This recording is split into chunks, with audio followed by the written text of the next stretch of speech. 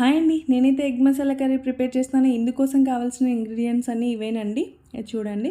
ఇప్పుడైతే కడాయిలో ఆయిల్ తీసుకొని ఉప్పు, కారం, పసుపు అయితే యాడ్ చేసుకొని గోల్డెన్ కలర్ వచ్చే వరకు ఎగ్స్ అయితే నేను ఫ్రై చేస్తున్నాను.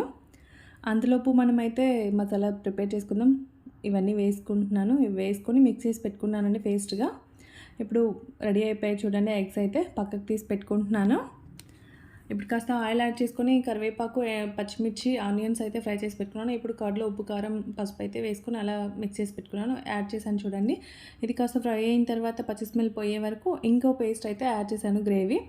ఇది కూడా బాగా పచ్చి స్మెల్ పోయే వరకు ఫ్రై చేసుకున్న తర్వాత ఏవైతే ఫ్రై చేసి పెట్టుకున్నానో ఆనియన్స్ అయితే వేసి మిక్స్ చేసుకున్న తర్వాత కాస్త వాటర్ అయితే తీసుకున్నాను నేనైతే. చూడండి కాసేపు బాయిల్ అయిన తర్వాత ఆయిల్ పైకి వచ్చిన తర్వాత ధనియా పౌడర్ అయితే వేసానండి. ఇప్పుడు చింతపండు రసం అయితే యాడ్ చేశాను. ఇప్పుడు మనం ఏదైతే ఫ్రై చేసి పెట్టుకున్నామో ఎగ్స్ అవి ఇందులో యాడ్ చేశానండి.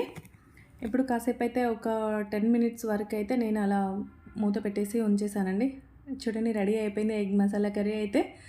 మీరు కూడా ట్రై చేయండి. నాకైతే చాలా బాగా వచ్చింది. చాలా టేస్ట్ కూడా చాలా బాగుంది. యమ్మీ యమ్మీగా ఉంది.